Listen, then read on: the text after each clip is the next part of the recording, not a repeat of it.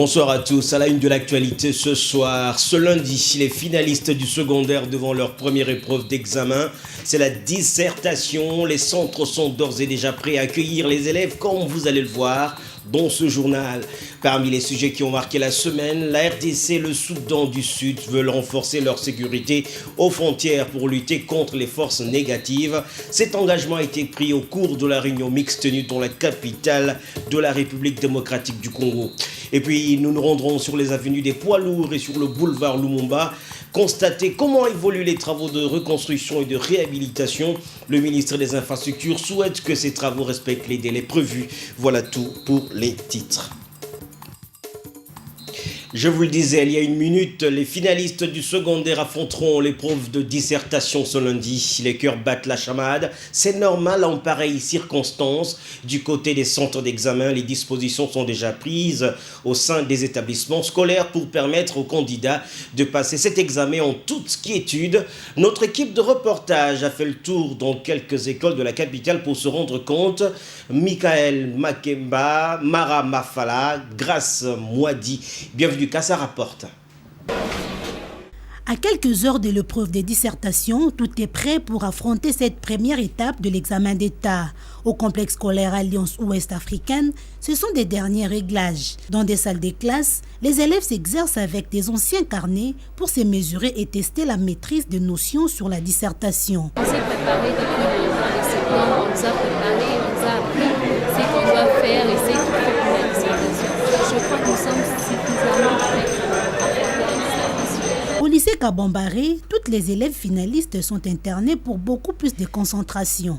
Je dirais que nous sommes totalement prêtes à affronter ces examens d'État et grâce à tous ces enseignements qu'on a reçus ici, nous avons les capacités nécessaires pour arriver à réussir correctement. Quant aux frais de participation à l'épreuve de dissertation, les autorités scolaires de ces deux établissements respectent les montants de 16 000 francs fixés par le ministère de l'EPSP. Conditions pour participer aux examens d'État, d'abord c'est payer les frais au niveau de l'inspection parce que l'inspection nous demande aux finalistes de payer 16 000 pour la hors-session et 10 000 pour la session ordinaire.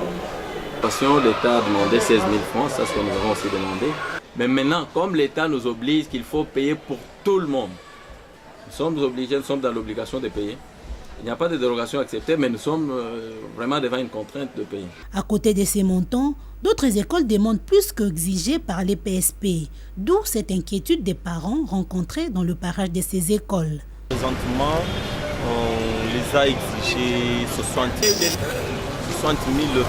le frais de participation c'est à 37 000. Alors le préfet a profité aussi de l'occasion pour qu'il mette aussi son frais et ça, il s'est arrivé maintenant à 16 000 à l'État. 16 000 francs congolais, c'est les frais fixés par l'État. Mais en dehors de ça, on nous demande le frais de suivi. Moi, je payais 32 000 francs ce matin pour que l'enfant puisse avoir son macaron. La RDC et le Soudan du Sud se sont engagés ce samedi à renforcer la sécurité à la frontière commune pour empêcher les groupes armés à mener des opérations de terreur auprès des populations de ces deux pays et aussi développer les échanges économiques. Cet engagement a été pris au cours de la réunion mixte tenue le samedi au Grand Hôtel Kinshasa. Oscar Bakandoa, Len Badjoko et Baby Malobo. Ces assises d'un jour se sont déroulées dans la capitale congolaise dans un esprit de fraternité. La RDC et le Soudan du Sud se sont engagés à ne pas permettre aux groupes armés à se servir du territoire du Soudan du Sud comme base arrière pour lancer des attaques, des opérations terroristes contre le nord de la République démocratique du Congo et vice-versa. Tous les ministres sectoriels ont été mis à contribution, ce qui traduit la volonté de deux chefs d'État, Joseph Kabila et Salva Kiir, de travailler en collaboration avec les voisins pour le renforcement de la sécurité dans la frontière commune entre la RDC et le Soudan du Sud. Point n'est besoin de rappeler ici les relations de fraternité et de consanguinité qui existent entre les deux peuples, partageant une large frontière commune avec les mêmes tribus de part et d'autre. Le peuple congolais qui avait toujours soutenu la lutte menée par les dirigeants sud-soudanais depuis les années 1960, trouvera ici l'occasion de féliciter le peuple sud-soudanais et de saluer la naissance le 9 juillet 2011 de la nouvelle République, à savoir la République du Soudan du Sud. La RDC et le Soudan du Sud sont désormais des partenaires dans le secteur tant économique et sécuritaire incontournable pour le développement.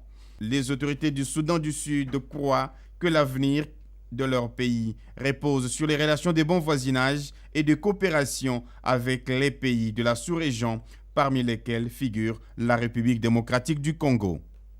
Les parlementaires ne peuvent rester indifférents face à la menace du M23 contre la brigade d'intervention dans l'est de la RDC. Pour Sébastien Adambou et Martin Fayoulou, interrogés par notre équipe de reportage, les pourparlers de Kampala n'ont plus leur raison d'être, car le déploiement de la brigade d'intervention demeure la meilleure des solutions. On les écoute. Kampala, c'est une affaire qu'il faut oublier. De toutes les façons, nous, aux forces actives de changement, dès le départ, nous avons dit que cette affaire ne nous concernait pas et que c'était une chronique d'un échec annoncé. Mais l'échec est là. Et comme les initiateurs, les gens qui ont mené ces complots, qui mènent les complots contre les Congo, ne veulent pas considérer comme qu'ils ont échoué. Ils veulent continuer avec Kampala. Mais Kampala, il n'y a rien et rien de bon ne sortira de là. Ce qui était recherché à Kampala était d'arriver à l'unité du pays. Aujourd'hui, par le biais de la communauté internationale, mue par des efforts diplomatiques de notre pays, par ce biais, le conflit à l'est du pays, l'insécurité à l'est du pays tend vers la fin. Le déploiement de la brigade d'intervention de l'ONU, le point a été débattu mercredi au cours de la vidéoconférence de la MONUSCO. Le porte-parole militaire de la mission en direct de Goma se dit confiant et serein sur la menace du mouvement du M23 relative à faire la guerre à la brigade d'intervention dont la mission est de traquer les forces négatives qui écument la partie orientale de la RDC. Cette brigade a également pour mission de protéger les populations civiles. Félix Bassé rassure le soutien de la communauté internationale. La brigade d'intervention, son déploiement dans les frontières de la RDC sera effectif d'ici à la fin du mois en cours. Reportage. Le nom de cette brigade, c'est la brigade d'intervention, pas une brigade. Le déploiement de la brigade d'intervention dans la partie orientale de la République démocratique du Congo n'est plus qu'une question de semaines, rassure le porte-parole civil de la MONUSCO. Les menaces du M23 ne signifient qu'il a un pouvoir réel dans les zones sous son contrôle. Manon Djoumounoubaye rassure et reste confiant. Ce que le M23 est en train de faire entre dans la ligne droite de la conduite qu'elle a toujours eue, parce qu'elle pense être une puissance gouvernante des zones qu'elle occupe, mais tout ça rentre dans le cadre des activités très précises que le Conseil de sécurité, dans sa résolution 2098, lui demande de cesser immédiatement. Il n'est pas question de baisser les bras à cause d'une quelconque menace du M23 sur le déploiement de la brigade d'intervention des Nations Unies.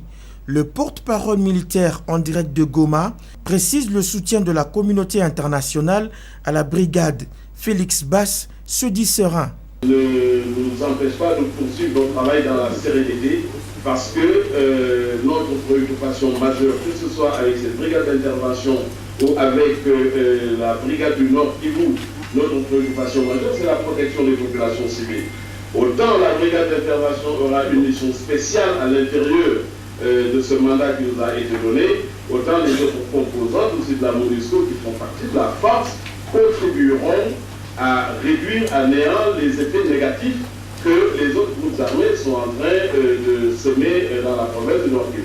Pendant ce temps, une foire est organisée en faveur de 40 000 personnes déplacées internes et leurs familles d'accueil. C'est une réponse aux besoins alimentaires qu'éprouvent ces déplacés qui fuient les hostilités dans leur milieu de vie.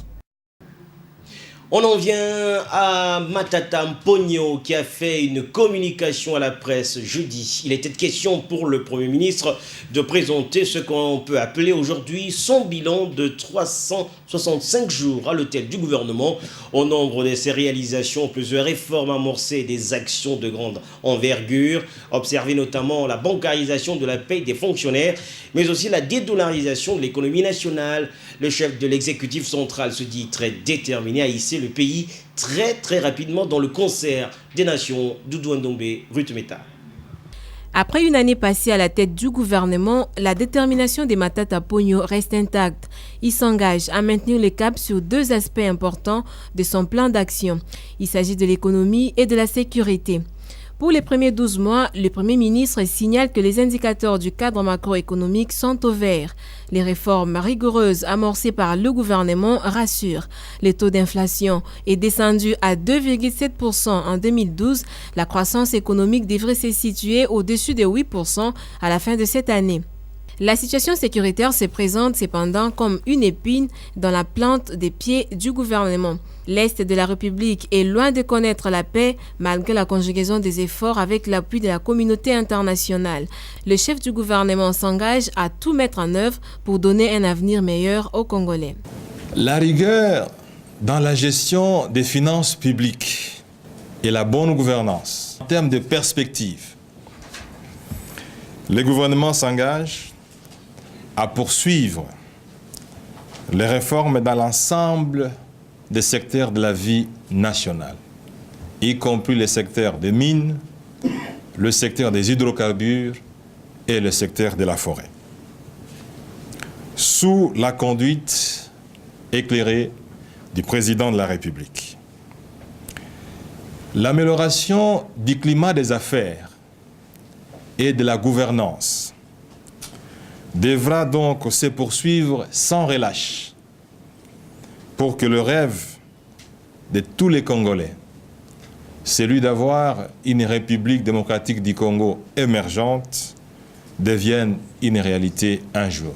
L'an 1 du gouvernement Matata se caractérise par la gestion rigoureuse des finances publiques, la construction et la réhabilitation des routes, écoles, universités et hôpitaux sur fonds propres du gouvernement. La bonne gouvernance reste le maître mot du gouvernement. Investi le 9 mai de l'année dernière, l'équipe Matata n'entend pas s'arrêter en si bon chemin. Il promet de batailler dur pour élever le défi. Et la classe politique congolaise, bien sûr, réagit à sa manière sur l'an 1 du Premier ministre à la tête du gouvernement. Si les uns sont satisfaits de ce bilan, les autres trouvent à redire et invitent le gouvernement à tout mettre en œuvre pour que le social du peuple congolais soit pris en compte. Oscar Bakandoa. Mais de toutes les façons, on voit qu'il fait de son mieux et les choses commencent à bouger un tout petit peu. Il ne faut pas que le gouvernement puisse se consoler de ses propres turpitudes. Moi, je pense que le gouvernement doit regarder la population en face. Parce que nous avons actuellement un budget, je dois vous le dire sincèrement, que nous devrions regarder qu'est-ce qui a été prévu, par exemple, pour le premier trimestre de l'année 2013 dans le budget. On pouvait s'interroger, parce que le budget est l'outil par excellence du gouvernement de la République. Qu'on se dise depuis le mois de janvier qu'est-ce qui a été fait conformément à la planification. Dans les rues maintenant, dans les rues de Kinshasa, les avis restent très partagés. Si les uns pensent que le bilan est positif, d'autres par contre estiment que beaucoup reste encore à faire sur le plan social et sécuritaire notamment. Suivons leurs avis. En tant que fonctionnaire, je dis qu'en tout cas il y a un grand changement. Ça en tout cas, on doit être correct. Disons dans la ville de Kinshasa, il y a à améliorer, puisque les Koulouna continuent toujours à régner. Donc le gouvernement doit faire un effort aussi. Bilan est au seuil, c'est-à-dire au point mort. Rien de positif, rien de négatif. Non, il y a encore un peu d'insécurité, mais l'évolution est là. Parce que tout ne peut pas finir en un clin d'œil. Vous savez que le pays est trop vaste, n'est-ce pas? Ok, raison pour laquelle je dis que sur le plan sécuritaire, il va à bon port. Si cela sera concrétisé par l'action de forces des Nations Unies qu'ils entreprennent de mettre en place. Sur le côté sécurité, il a échoué. Il n'y a pas de sécurité en RDC. Ce n'est pas du tout positif, hein, selon ce que moi je vois. Puisque je sais qu'en dehors de ce qu'il a envoyé les gens à la banque, mais il n'a pas amélioré les sociales des Congolais. Ça, c'est ce que je vois et puis je ne trouve pas que c'est vraiment positif comme vous le dites. Pour la remise des gens à la banque, ça va. L'ordre, il y a quand même l'ordre parce qu'il n'y a plus de fraude, il n'y a plus de vol, il n'y a plus de ça. Les fonctionnaires tels que maintenant nous venons à la banque, les fonctionnaires peuvent maintenant toucher son salaire comme moi. On va parler de l'Assemblée nationale qui n'a pas examiné la motion de censure contre Matata Ponyo, initialement signée par 137 députés. Ce texte n'a recueilli au final que 95 signatures. 42 élus de la majorité présidentielle se sont désistés.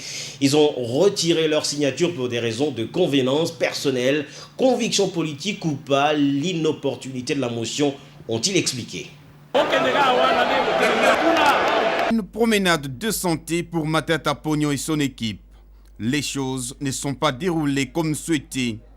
Initialement signée par 137 députés nationaux, la motion de censure contre le Premier ministre a été jugée inopportune par la majorité des députés. Au finish, Jean-Baudouin Maillot de l'Union pour la Nation congolaise s'est retrouvé avec 96 signatures seulement dans sa gibecière.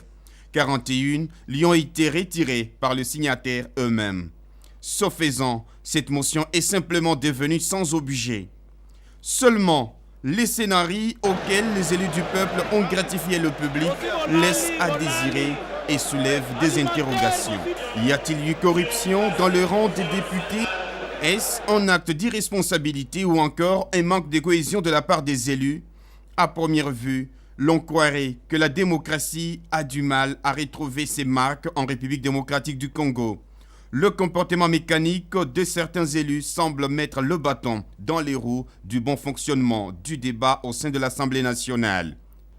Mais l'initiateur de la motion ne pouvait pas imaginer cette surprise. Dans le débat qui a suivi la lecture de ces lettres de désistement, les élus, du moins ceux ayant la maîtrise du droit, se sont mis à une gymnastique pédagogique. Toutefois, l'irrécevabilité de la motion du député national, Maillot, ne doit pas servir de prétexte au gouvernement pour dormir sur ses lauriers. Au contraire, c'est l'occasion pour l'équipe de Matata Ponyo de se remettre en cause et de s'auto-évaluer en prenant en compte des griefs mis à sa charge dans la motion qui a fait flop. Parole au peuple à présent. À haute voix, les Quinois à l'unisson fustigent le comportement jugé peu responsable de la part des élus de réfractaires. Ce geste constitue une honte et un acte d'humiliation de la République. Thierry Kassongo. Pour les Quinois interrogés au sujet de la motion de censure contre le Premier ministre Matata Ponyo, dont l'examen n'a pas abouti, faute des signatures, l'acte posé par les élus réfractaires n'honore pas leur personnalité. Voilà qui constitue une honte pour ce temple dit de la démocratie. Le comportement qui manifeste de l'autre côté, c'est comme s'ils sont partis chercher de l'argent pour leur compte privé. Mais on ne tient plus compte des gens qui les ont votés, on ne tient plus compte des misères des peuples. Ils sont là que pour chercher comment on peut augmenter leur salaire, comment on peut aménager leurs avoirs, tout comme ça. Dans la pratique, on a toujours assisté à un système de corruption des députés, mais c'est la démocratie, qu'est-ce que vous voulez? Lorsque quelqu'un a émis un vœu et puis il a signé la motion et que lui-même, de sa propre volonté, il retire encore la même motion, bon, c'est la démocratie. Certains accusent les 42 députés qui ont retiré leur signature d'avoir été corrompus et s'interrogent s'il faut encore faire confiance à l'Assemblée nationale. C'est qu'il y avait un louche qui s'est passé là-dedans. Les gens qui ont signé leur signature, par après ils se retirent. Donc il y a du louche au Congo, donc on regrette par rapport à tout ce qui se passe. Nous on savait qu'il pouvait décider de ce qu'ils avaient pris comme décision, mais par après ils se sont retirés encore. C'est le plein parlement, sont contre la population. Et je suis en train de me demander si dans ce pays encore on peut parler des élections. Face à cette débâcle, il y en a qui souhaitent voir le Premier ministre rendre compte de sa gestion devant la représentation nationale pour éviter les suspicions. Rappelons que la motion accusait Matata Ponyo de violer constamment la Constitution, notamment par son interférence dans la justice. On peut donc bien le dire, la bataille était rude lundi au Palais du Peuple entre la majorité et l'opposition en plénière sur la motion de censure du député de l'opposition Baudouin Mayo Mambeke contre le Premier ministre Augustin Matata Ponyo. Plus de 40 signatures ont été retirées pour des raisons de convenance personnelle, de conviction politique ou par l'inopportunité de la motion, ce qui n'a pas permis à la représentation nationale d'aborder le fond de la démarche de l'élu du Moamba. Mais cette plénière a également dévoilé des limites de certains élus qui ont même versé dans les injures et c'est très malheureux. Oscar Bakandoa, Blanchard Kandolo. Le spectacle qui a été offert au souverain primaire, en particulier à l'opinion internationale en général, n'a d'autre qualificatif que celui-ci. Une honte nationale, en cause la prestation des députés nationaux. Pour une question de procédure, ils n'ont pas hésité de se dire des choses, même honteuses. Premier constat, 41 députés nationaux sur les 36 signataires de cette motion ont renié leur signature. Tous les prétextes sont passés pour justifier leur revirement spectaculaire. Ce que l'on a pu retenir, c'est que parmi les députés réfractaires, il y en a qui ont reconnu avoir signé la motion sans l'avoir lue. Quelle bourde! Que signifie cet aveu? Absence de responsabilité au niveau individuel et politique, remise en cause de la qualité d'élu du peuple. Si, en tant que députés nationaux, ils ne savent pas au préalable à quoi ils s'engagent, c'est bien dommage. Et dire que leurs collègues se sont agités comme deux diables dans le bénitier pour défendre une certaine liberté? La légèreté comportementale au sein d'une institution nationale peut-elle justifier une conviction politique? Il faut être avocat du diable pour soutenir pareil dérapage. Est-ce que les uns et les autres ont la conscience de ce qu'ils sont à ce niveau de la pyramide nationale? Difficile de répondre par l'affirmative. Ils donnent l'impression d'être des citoyens ordinaires qui ne se sentent pas soumis à une obligation d'éthique politique et citoyenne. Du coup, ils montrent à la face du monde qu'ils n'ont pas de respect pour leur électorat, somme toute souverain primaire. Le spectacle qui a été offert lundi à l'hémicycle du Palais du Peuple, baptisé faussement Temple de la démocratie, est la preuve que le pays est malade, mais bien plus de sa classe politique. Pour avoir perdu sa conscience, celle-ci a perdu aussi son âme. Après les premières assises sur l'aviation civile, on change de dossier. En République démocratique du Congo, le ministre des Transports et Voies de Communication était mardi à la Chambre haute du Parlement. Justin Kalumba Mwanangongo était allé présenter 9 projets de loi de ratification dans le secteur de l'aviation civile ou aéronautique. Le membre du gouvernement a rassuré les sénateurs de l'importance de ces textes. Serge Poueté, Doudou Ndombe pour le reportage. Des bagages. Il n'a eu que 24 heures pour répondre aux préoccupations des sénateurs sur ce projet de loi qui vise à doter la RDC d'instruments juridiques de droit international aérien. Ils garantissent tant la protection des passagers et des aéronefs que l'indemnisation des victimes de crash, notamment à travers la réparation des dommages causés à des propriétés privées. Justin Kalumba a reconnu qu'il y a beaucoup de lacunes dans ce secteur et le gouvernement milite pour relever les défis.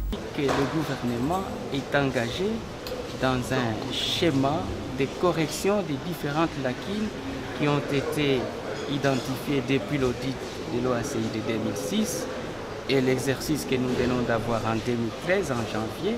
Donc il y a des lacunes qui ont été stigmatisées et nous travaillons résolument à la correction de ces lacunes pour que notre système de supervision de la sécurité aérienne soit La présentation efficace. de ces projets de loi par le ministre des Transports et Voies de Communication a suscité beaucoup d'interrogations parmi les sénateurs. À l'issue de cette réplique, ces projets de loi ont été déclarés recevables et envoyés à la commission PAJ pour harmonisation. On va terminer avec cette nouvelle sur les infrastructures. Une fois de plus, sur terrain, le ministre des Infrastructures, Travaux publics et Reconstruction a visité différents chantiers sur poids lourds et sur l'avenue Lumumba. Une manière pour Fridolin Kwasfesi Moussoka de pousser les entreprises qui y travaillent à respecter les délais prévus par eux-mêmes et selon le contrat signé avec le gouvernement. Élisée Bilonda Kasonga, Blanchard Kandolo. Tout commence par l'avenue des poids lourds en pleine modernisation et réhabilitation. Les engins de l'entreprise japonaise Kitano Construction Corporation, commis aux travaux, sont à pied d'œuvre en cette journée dominicale. La phase 2 du projet évolue normalement de la 14e rue jusqu'à la force navale. La beauté de la chaussée laisse sans voix. On en est à la pose de 7 cm d'enrobé. Fridolin Katsushi-Musoka et sa délégation en sont satisfaits. La cellule infrastructure et maître d'ouvrage délégué à ces travaux, Théophile Telalugumba, son coordonnateur ad interim, donne ici plus de précisions sur l'exécution de travaux et appelle les citoyens à plus de civisme pour le respect des ouvrages d'assainissement. Donc vous voyez, le projet avance très bien. L'entreprise est en train de faire les travaux de revêtement. Ça montre que le projet tend vers sa fin. L'entreprise, pendant la durée des travaux, essaie d'écurer. Chaque fois, on a toujours les riverains qui viennent déverser les détritus, les immondices. Et là, s'il s'agit de pouvoir faire recours au civisme de nos compatriotes dans les communes, le bourgmestre, pour qu'ils puissent conscientiser les populations. De là, le ministre de l'Aménagement du Territoire, Urbanisme, Habitat, Infrastructures, Travaux Publics et Reconstruction et sa suite longe le boulevard Lumumba. Au pont Djili où Crec 8 jette un pont mitoyen, les travaux vont à pas de géant. Fridolin Katsushi-Musoka, en compagnie du directeur général de l'Agence congolaise des grands travaux, visite la base vie de cette entreprise chinoise où sont stockés les matériaux destinés à la construction du pont. L'inspection s'achève sur le lot 3 du boulevard Lumumba. L'on peut déjà apercevoir les ouvrages d'assainissement en pleine construction. Donc nous sommes suffisamment avancés et nous pensons que sur le lot 3, nous tiendrons à ce que nous avons donné comme engagement, déterminer totalement le caniveau du côté droit et même la moitié du caniveau du côté gauche. Donc vous avez vu que le ministre est satisfait de cet avancement des travaux. Toutes ces infrastructures routières contribueront à l'amélioration des conditions de vie des populations, la route étant un des facteurs clés du développement. Voilà, mesdames et messieurs, c'est ici que nous mettons un terme à ce journal dominical. J'aurai le plaisir de vous retrouver mercredi et jeudi prochain. Au revoir et surtout, portez-vous bien.